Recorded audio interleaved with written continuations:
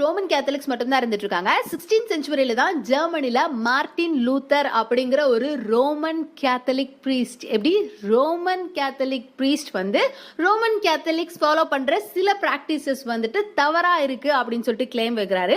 நிறைய practices Roman Catholic follow பண்றதுல வந்துட்டு பைபிளுக்கு அகேன்ஸ்டா இருக்குது அப்படின்னு சொல்றாரு. அதுல ஒன் ஆஃப் த எக்ஸாம்பிள் எது அப்படின்னு பார்த்தோம்னா, நம்ம ஆல்ரெடி பார்த்தோம்ல, பாவ மன்னிப்பு வந்து ரோமன் கேத்தலிக் சர்ச்சஸ்ல வந்துட்டு பண்ணுவாங்க அப்படின்னு சொல்லிட்டு.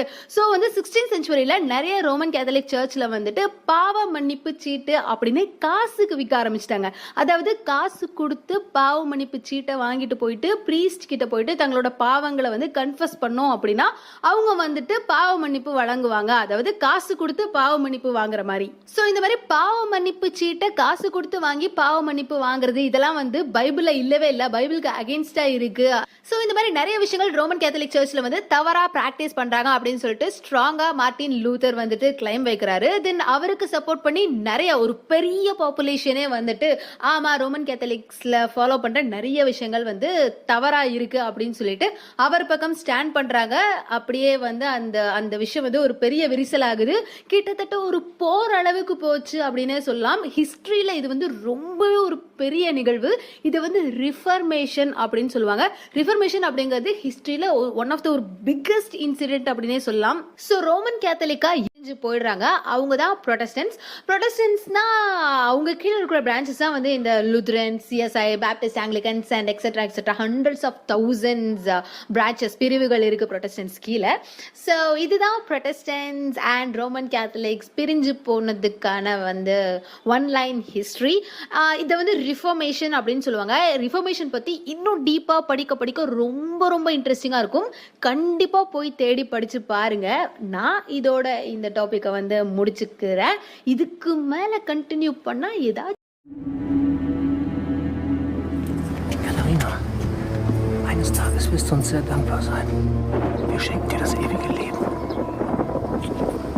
Willkommen, Katharina. Vater, nein! Vater, nein! So, jetzt komm! Dr. Martinus Luther. Eure Schrift von der Freiheit eines Christenmenschen hat uns tief bewegt und lässt uns am Klosterleben zweifeln. Fräulein von Bora, lasset das Klosterleben hinter euch und schließet euch unserer Bewegung in Wittenberg an. Zeigt der Welt, dass wir diejenigen, die sich dem Antichristen in Rom gegenüberstellen, hier mit offenen Armen empfangen. Ihr werdet heiraten müssen. Wen? Irgendwen. Ihr seid ja schon recht alt. Da will ich wenigstens wissen, ob ihr gesund seid. Lasst mich eure Zähne sehen. Ich weiß, ich sollte keine Angst haben. Ich habe Angst, weil du weggehst. Und du? Was passiert mit dir?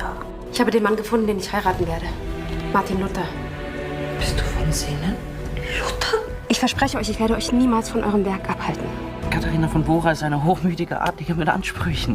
Mein Martin von allen Frauen dieser Welt, nicht ausgerechnet die. Lasst ihn einfach in Frieden.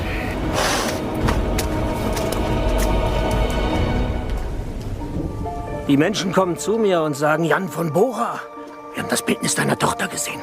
An der Seite eines Vogelfreien, eines Anführers, der unter Kirchenbann und Reichsacht steht. Es ist ein Bildnis der Schande, Katharina! Wir alle achten Dr. Luther. Aber wenn ein Mönch mit einer Nonne mitten in unserer Stadt in Sünde zusammenliegt, ihr werdet Unglück über uns alle bringen. Die Leute reden.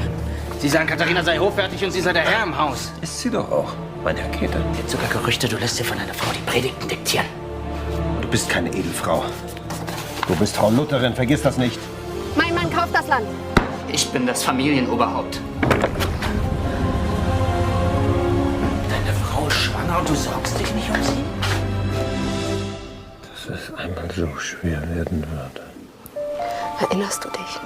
Wir wollten das ganze Leben. Wir waren stark genug, nach dem ganzen Leben zu greifen. Und jetzt sind wir auch stark genug, es zu halten. Lass es nicht los, Martin.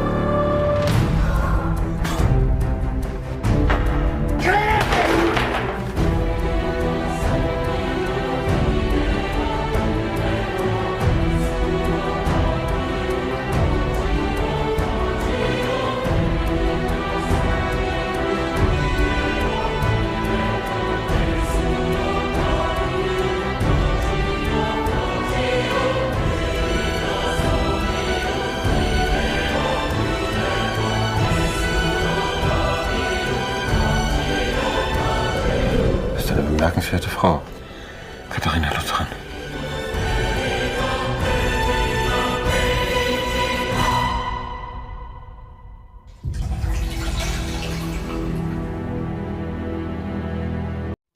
அகரத்தின் அன்பு வணக்கங்கள்.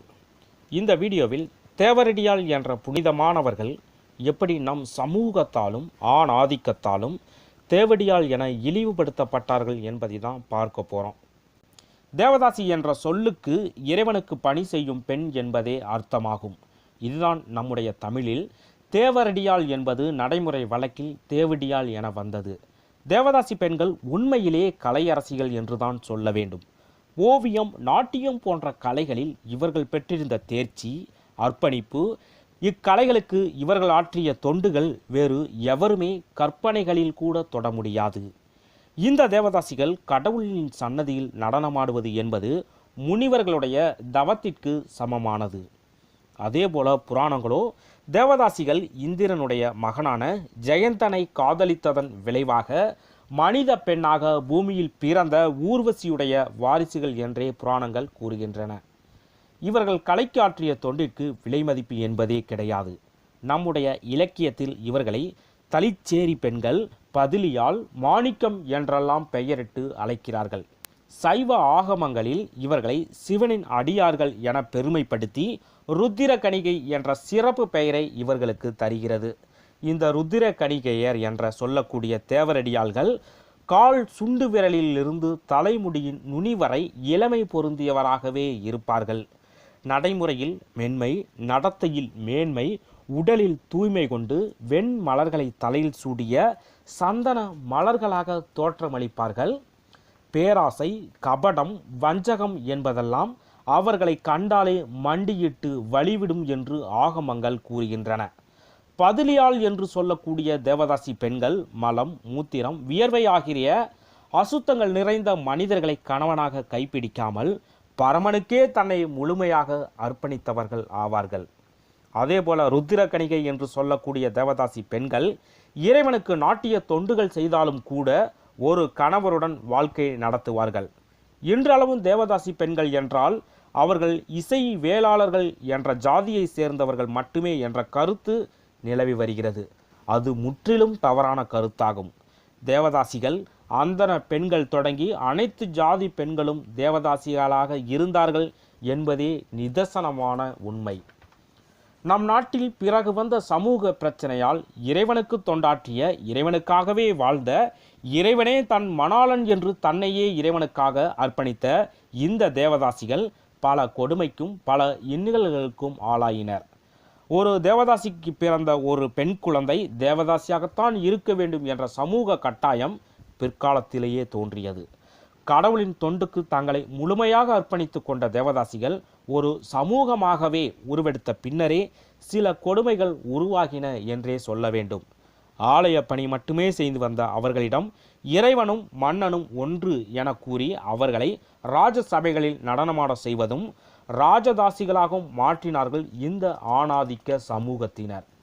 மன்னர்களுடைய தாசியாக மாற்றப்பட்டதன் விளைவு அவர்கள் விபச்சாரியாக்கப்பட்டார்கள் என்பதே நிதர்சனமான உண்மை.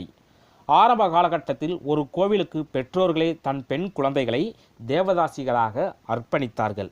பிறகு காலம் செல்ல செல்ல தன் மகளை அர்ப்பணிப்பதற்கு பதிலாக ஏழை பெண்களை விலைக்கு வாங்கி கோவிலுக்கு தேவதாசியாக அர்ப்பணித்தார்கள்.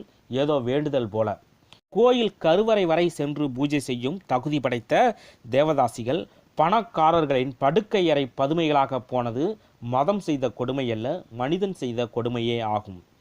ஒரு தேவதாசி பெண் இறந்துவிட்டால் கோவிலின் மூலமூர்த்திக்கு அணிவிக்கப்படும் புனித ஆடையானது கொண்டு வரப்பட்டு இறந்து போன தேவதாசியின் உடலில் போர்த்தப்படும். பிறகு இறுதி யாத்திரைக்கு எடுத்துச் செல்லப்படும் போது அவளின் உடலை ராஜகோபுரத்தின் வாசலில் 1 நிமிட நேரம் நின்று செல்லும் மரபு இருந்தது என்றால் தேவதாசி பெண்களை எவ்வளவு புனிதமாகவும் எவ்வளவு கௌரவமாகவும் கடவுளுக்கு சமமாக நடத்தினார்கள் என்பது நமக்கு புரியும். தேவதாசி பெண்களை கண்ணால் பார்ப்பதே மகா பாக்கியமாகும். உயர்ந்த அந்தஸ்தில் இருந்த இந்த தேவதாசிகள் தரம் கெட்டவர்களாக, காசுக்கு விலை போகும் விபச்சாரிகளாக மாற்றப்பட்டதற்கு காரணம் நம் சமூகமே. இப்படி சிறப்பு வாய்ந்த தேவதாசி மரபானது 1947 இந்தியாவில் தடை செய்யப்பட்டது. மேலும் இது போன்ற தகவல்களை தெரிந்து கொள்ள கீழே உள்ள சப்ஸ்கிரைப் பட்டனை அழுத்தவும். நன்றி.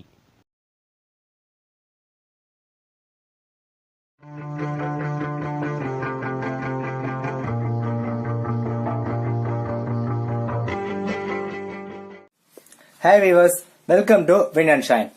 17ஆம் நூற்றாண்டில் இந்தியாவை கட்டி ஆண்ட முகலாய பேரரசு வீழ்ச்சிக்கு பிறகு பிரிட்டிஷின் ஆதிக்கம் இந்தியாவில் பல மடங்கு முன்னேறி இருந்தது.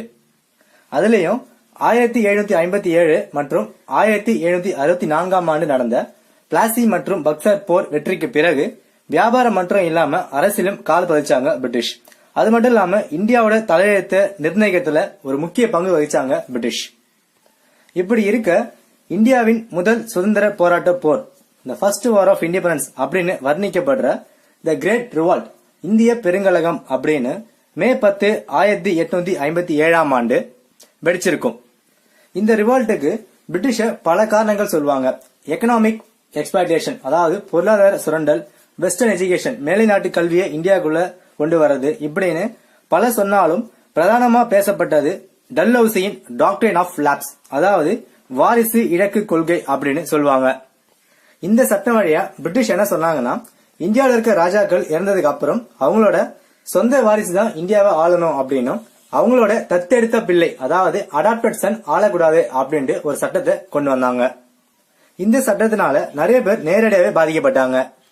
ஆனா இந்த போராட்டம்ல பிரதானமா பார்க்கப்பட்ட ஒரு முகம், உங்க கோட்டையை விட்டு வெளியேறுங்க அப்படின்னு பிரிட்டிஷ் சொன்னதும் மெயின் மேரி ஜான்சி நை தோங்கி, அதாவது என் ஜான்சியை நான் கொடுக்க மாட்டேன் அப்படின்னு வீர முழக்கமிட்டு வீர மரணம் அடைஞ்ச வீர மங்கை மணிகர்ணிகா என்னும் லட்சுமிபாய் ஆகிய ஜான்சி ராணி, அவங்கள பத்தி தான் இந்த வீடியோல பார்க்க போறோம். வாங்க என்ன வரலாறு அப்படின்னு பார்க்கலாம். அதுக்கு முன்னாடி எங்க சேனல்ல இது வரைக்கும் சப்ஸ்கிரைப் பண்ணாதவங்க கீழே இருக்க ரெட் கலர் பட்டனை பிரஸ் பண்ணி சப்ஸ்கிரைப் பண்ணிட்டு பக்கத்துல இருக்க பெல் பட்டனையும் கிளிக் பண்ணிக்கோங்க. நாங்க போடுற வீடியோஸ் உடனுக்குடனே உங்களை வந்து சேரும். வாங்க ராணியோட வரலாறு பார்க்கலாம். நவம்பர் 19, 1828ஆம் ஆண்டு மராபட் ஷிவ் தம்பி மற்றும் பகிரதி தம்பதிக்கு வாரணாசியில பிறந்த ஒரு மராத்திய பெண் குழந்தை தான் ஜான்சி ராணி. இவங்களுக்கு மணிகர்ணிகா அப்படின்னு பேர் வைக்கிறாங்க. அது மட்டும் இல்லாம மனு அப்படின்னு செல்லமாவும் கூட்டிட்டு வராங்க. மனுவோட அப்பா பேஷ்வா பாஜிராவ் கோர்ட்ல ஒரு ஊழியரா ஒர்க் பண்றாரு. மனுக்கு 4 வயசா இருக்கும் போது அவங்களோட அம்மா வந்து இறந்து போறாங்க. அதுக்கப்புறம் பேஷ்வா ராஜ்யத்தில் தான் வளர்ந்த மனு குதிரை பயிற்சி, வால் சண்டை அப்படின்னு ஒரு போர் வீராங்கனை போல தான் வளர்க்கப்பட்டாங்க. இதுக்கு பேஷ்வா மனுக்கு சப்லி அப்படின்னு ஒரு செல்ல பேரும் வைக்கிறாரு. சப்லி அப்படின்னா பிளேஃபுல், விளையாட்டு பிள்ளை அப்படின்னு அர்த்தம். இப்படி போயிட்டு இருக்க 1842ஆம் ஆண்டு ஜான்சியோட ராஜா கங்காதர் ராவ் நவல்கருக்கு மனுவை திருமணம் பண்ணி வைக்கிறாங்க. ஹிந்து மரபுபடி மனுவோட பேரை லட்சுமிபாய் அப்படின்னு மாத்தி வச்சாங்க. இவங்க 2 பேருக்கும் 1851ஆம் ஆண்டு பிறந்த ஆண் குழந்தைக்கு தாமோதர் ராவ் அப்படின்னு பேர் வச்சாங்க. ஆனா 4 மாசத்துல அந்த குழந்தை வந்து இறந்து போயிடுது. 1853ஆம் ஆண்டு கங்காதர் ராவோட உடல்நிலை ரொம்ப மோசமடையுது. அதனால ஆனந்த் ராவ் அப்படின்னு ஒரு பையனை தத்தெடுத்து தாமோதர் ராவ் அப்படின்னு பெயர் மாற்றம் செஞ்சு வளர்க்குறாங்க. கங்காதர் ராவ் மறைவுக்கு பிறகு லட்சுமிபாய் ஜான்சி ராணி லட்சுமிபாயாக அவதாரம் எடுத்தாங்க. இந்த டைம்ல கொண்டு வரப்பட்டதுதான் டாக்ட்ரின் ஆஃப் லாப்ஸ், வாரிசு இழுக்கு கொள்கை. இந்த சட்டம் வழியா பிரிட்டிஷ் முதல் கொள்கையா தத்து பிள்ளைகள் எல்லாமே கொல்லணும் அப்படின்ட்டு ஒரு மோட்டிவா இருந்துட்டு இருந்தாங்க. சோ அவங்க பையனையும் காப்பாற்றணும், ஜான்சியும் காப்பாற்றணும் அப்படின்னு லட்சுமிபாய் போருக்கு போறாங்க. லட்சுமிபாய் போருக்கு போகும்போது ஜான்சி என் உயிர் மூச்சு அப்படின்னு சொல்லிதான் போருக்கே போறாங்க.